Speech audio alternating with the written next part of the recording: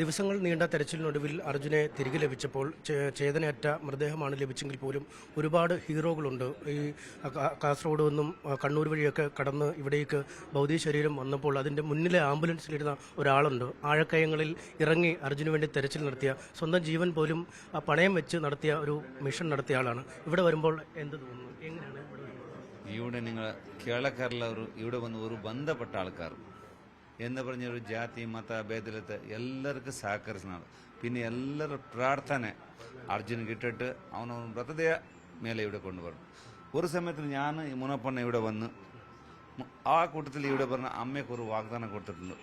അമ്മ ഞാൻ അർജുൻ്റെ ദേഹ ആണെങ്കിൽ എത്ര 25 ദിവസമായി ദേഹനെ കൊണ്ടുവരണം. ആ ദേഹം കൊണ്ടുവരണം കണ്ടിപ്പായി നിങ്ങളെ വീട്ടിലെ ഞങ്ങൾ പിന്നെ അവരുടെ കൂട്ടത്തിൽ കണ്ടിപ്പായ പുറന്ന് വാഗ്ദാനം കൊടുത്തിട്ടുണ്ട്. അതേമാതിരി ഇപ്പം നമുക്ക് 70 ഡേ ആയി പിന്നെ അവിടെ നമുക്ക് കിട്ടിയിട്ടുണ്ട്. അത് ആ ആറ് കിട്ടിയെങ്കിൽ ആ ദേഹ വീട്ടിൽ കൊണ്ടുവരണം. അതിന് എൻ്റെ പിന്നാടി ഒത്തിരി ആൾക്കാരുണ്ട്. ഞാൻ ഒരാളല്ല, എല്ലാ ആൾക്കാരുടെ ഒരു സഹായമുണ്ട്.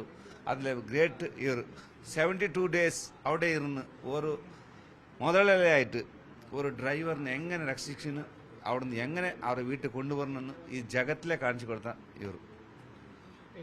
ഇവർക്ക് വരണം. കണ്ടിപ്പാ ഞാനൊക്കെ ഒരു കണ്ടിപ്പാണ്. ഒരു എത്ര ബോഡി എടുത്തു ആ സമയത്തിൽ ഈ വണ്ടി എവിടെ പോയി വെള്ളത്തിൽ നിൽക്കുമോ എന്ന് എല്ലാം നിങ്ങൾ എല്ലാ കേരളക്കാരൻ്റെ എല്ലാ പ്രാർത്ഥനയിലെ ആ വണ്ടി വെള്ളത്തിലെ അടി പോയി മണ്ണിൻ്റെ ഉള്ളിൽ പോയി ആ നമ്മ അർജുൻ വെളി പോയില്ലേ എന്ന് പറഞ്ഞാൽ എത്ര ആൾക്കാർ വെളി പോയിട്ട് അവിടെ കാണുന്നില്ല. ആ സമയത്തിൽ ഈ ബോഡി മണ്ണിൽ ഉള്ളിരുന്ന് ഒന്നും ആയില്ല.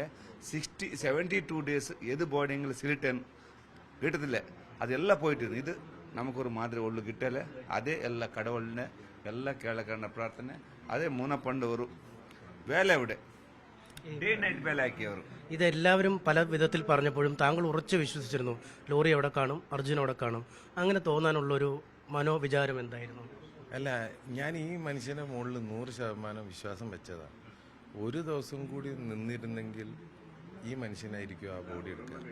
എനിക്ക് ഇതിലൂടെ ഒരു മെസ്സേജ് കൊടുക്കാനുള്ളത്, വിജയിക്കുക എന്ന് പറയുന്നത് ഒരു സെക്കൻഡോട് നടക്കുന്ന കാര്യമാണ്. അതിൻ്റെ പിന്നിൽ ഒരുപാട് കാലത്തെ പ്രയത്നമുണ്ട്. വിജയിക്കുമ്പോൾ 100 ആൾ നമ്മളെ കൂടെ ഉണ്ടാവും. വിജയിക്കുന്നതിൻ്റെ ഇടയിലൊരു സമയമുണ്ട്, ഒരു വലിയ സമയമാണ്. അതൊരു പരീക്ഷണത്തിൻ്റെ സമയമാണ്, അതൊരു അപമാനത്തിൻ്റെ സമയമാണ്. അത് ഒരു സമയമാണത്. ആ സമയത്ത് കൂടെ നിന്ന ആളെ നമ്മൾ നെഞ്ചോട് ചേർത്ത് വെക്കേണ്ടതുണ്ട്. മലയാളി അങ്ങനെയാണ്. മലയാളി വന്ന വഴി മറക്കൂല. അതിൻ്റെ ഏറ്റവും തെളിവാണ് ഈ മനുഷ്യൻ. ഈ മനുഷ്യൻ നമ്മൾ ആദരിക്കണം. എന്താ ടേണിംഗ് പോയിന്റ് ഏതായിരുന്നു മിഷനിലെ ടേണിംഗ് പോയിന്റ്? നമുക്ക് അവിടെ ഒന്നാമത്തെ കരച്ചിൽ അവിടെ ഒന്നും കിട്ടില്ല. രണ്ടാമത്തെ ചെയ്യ സമയത്തിൽ നമുക്ക് അവിടെ ഫസ്റ്റ് കിട്ടിയത് നമ്മ അർജുൻ വണ്ടിയെ ജാക്ക്. അതേ മെയിൻ പോയിന്റായി. ഇപ്പോൾ അർജുൻ്റെ വണ്ടി എവിടെ ജാക്ക് കിട്ടി നമുക്ക് മനസ്സിലായി വണ്ടി വെള്ളത്തിലെ അടിഭാഗത്തിലേ ഉണ്ടെന്ന്. എന്നാൽ അത്ര ഭാഗത്ത് എല്ലാം ഞങ്ങളൊരു മീനിനെ മാതിരി എല്ലാം നോക്കുന്ന സമയത്തിൽ വെള്ളം നേരത്തെ 9.5 ഉണ്ട്, രണ്ടാമത്തെ നോക്കുന്നത് 6.5 ഉണ്ട്. ഇപ്പം നോക്കുക ഒരു സ്വിമ്മിംഗ് പൂൾ എങ്ങനെ ആ മാതിരി ഉണ്ട്. ആ സമയത്തിൽ നമുക്കത് അവിടെ രണ്ടാമത്തെ ടൈമിൽ ഞങ്ങൾ അവിടെ കയറ് പിന്നെ എവിടെ ഉണ്ട് വണ്ടി ഞങ്ങൾ കണ്ടുപിടിച്ച് അതേ സ്ഥലത്ത്. ഇപ്പം വണ്ടി അത് സ്ഥലത്തിലേക്ക് കിട്ടി. അങ്ങനെയാണ്. പക്ഷെ ഇടയ്ക്ക് പാതി വഴിയിൽ നിർത്തേണ്ടി വന്നല്ലേ, ഈ ചില പ്രശ്നങ്ങളൊക്കെ ഉണ്ടായി. അതൊരു നിരാശയുണ്ടോ ഇപ്പോഴും? നിരാശ പറഞ്ഞ് ഞാൻ വെള്ളത്തിലെ അടിഭാഗത്ത് പോയ ഒരു വണ്ടി കിട്ടത്തില്ല. അവിടെ ഒത്തിരി വണ്ടിയുണ്ട്. കിട്ടിയ ഒരു വണ്ടി കിട്ടിയെങ്കിൽ 2 ടയർ കിട്ടിയ അടുത്ത ഒരു 10 നിമിഷത്തിൽ പിന്നെ ഒരു വണ്ടി കിട്ടും. പിന്നെ ഒരു വണ്ടി കിട്ടിയ നമ്മ അർജുൻ വണ്ടിയെ മരത്തടി ഒരു 10 ഫസ്റ്റ് ഒരു കിട്ടി. പിന്നെ അവിടുത്തെ എല്ലാ മരത്തടി കിട്ടി. അത് ഒരുപാട് അവർക്ക് ഒരു ബുദ്ധിമുട്ടായി.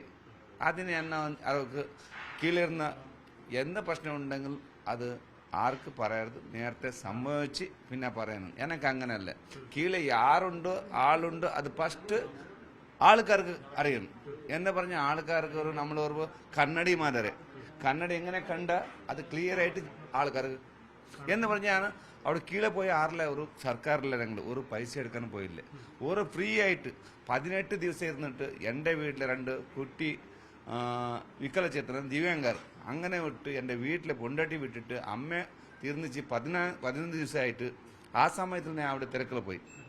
തിരക്കിൽ പോയ സമയത്തിൽ എല്ലാ വണ്ടി കീഴെ പോയ വണ്ടി കിട്ടിയ സമയത്തിൽ ഇവർക്ക് കൊഞ്ചം ബുദ്ധിമുട്ടായി വേണ്ടാന്ന് ചൊല്ലി അന്നേരം അടിയിലെ പോയ സമയത്ത് മറ്റൊരു ബൈക്ക് കിട്ടി TVS ഇത് ആക്റ്റീവ് ഹോണ്ട അത് ആളാരെന്ന് അറിയത്തില്ല നേരത്തെ നമ്പറില്ലല്ലേ ഇപ്പൊ ഈ തിരക്കിൽ പോയതിന് ഒത്തിരി വണ്ടി കിട്ടും അതവർക്ക് പ്രശ്നമായിരുന്നു അതിന് എനിക്ക് പിന്നെ അവിടെയുള്ള SPക്കാർക്ക് കൊഞ്ചം പേസായി ഞാൻ പറഞ്ഞു നിങ്ങൾ അതിനെല്ലാം പൈസ കൊടുത്തിട്ട് കൊണ്ടുപോകാം അവർക്ക് നിങ്ങൾ പറഞ്ഞു ഒരുപാട് അവിടെ പോകും ഞങ്ങൾ തിരക്കിൽ ഒരുപാട് ബുദ്ധിമുട്ടായിരുന്നു നേരത്തെ ഒരു കാലിൽ വന്ന സമയത്തിൽ നമുക്ക് ഇറങ്ങേണ്ട സൊല്ല് ഇവിടെ തിരക്കണ്ട അവിടെ തിരക്കണ്ട ഒത്തിരി ബുദ്ധിമുട്ടായിട്ടുണ്ട് അതിന് നമുക്ക് അവർക്ക് കൊഞ്ചം പ്രശ്നം ഉണ്ടായി ഞാൻ പിന്നെ വെളിയിൽ വന്നു താങ്കൾക്ക് വിഷമം തോന്നിയോ താങ്കളെ യൂട്യൂബിന് റീച്ച് കൂട്ടാനാണ് ഇവിടെ വന്ന് ഈ സേവനം ചെയ്യുന്നതൊക്കെ പറയുമ്പോൾ മനസ്സിലൊരു വിഷമം ഉണ്ടായോ? കണ്ടിപ്പാ അത് എന്ന് യൂട്യൂബിൽ എന്ന് പറഞ്ഞാൽ ഞാനക്ക് ആർക്ക് പൈസ എടുക്കുന്ന ആളല്ല നമ്മൾ ഫ്രീ ആയിട്ട് ചെയ്യുന്ന ആൾ നമ്മുടെ ടീമിൽ ഒരു 8 ആളുണ്ട് അവർ ഒരു ദിനക്കൂലിയാക്കിയ മാത്രം പൈസ അവർക്കുണ്ട് അവർ 8 ആൾ എൻ്റെ കൂട്ടത്തിൽ പറയുന്ന സമയത്തിൽ ആൾക്കാർ നമ്മൾ നാട്ടുകാരായിട്ട് കേരളക്കാർക്ക് അവിടെ ഉള്ള എണ്ണ ഉണ്ട്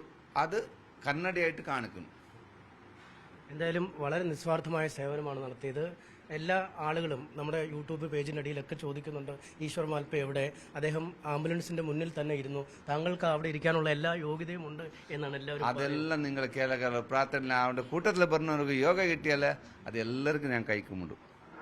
ഇതാണ് ഒരു കൈക്കൂപ്പലാണ്, അല്ലാതെ മറിച്ച് ഒരാളുടെ കയ്യിൽ നിന്നും 1 രൂപ വാങ്ങിയല്ല ആഴങ്ങളിൽ മുങ്ങി ജീവനുകൾ രക്ഷിക്കാൻ അദ്ദേഹം ഇറങ്ങുന്നത്. മറ്റു യാതൊരു പ്രശസ്തിയോ അല്ലെങ്കിൽ യൂട്യൂബ് റീച്ചോ അതിൽ നിന്നുള്ള വരുമാനമോ ഒന്നും അദ്ദേഹത്തിന്റെ ലക്ഷ്യമല്ല എന്നും പറയുന്നു. എന്തായാലും അമ്മയ്ക്ക് കൊടുത്ത വാക്ക് പാലിക്കാൻ ആണ് അദ്ദേഹം ഇവിടെ എത്തിയിരിക്കുന്നത്.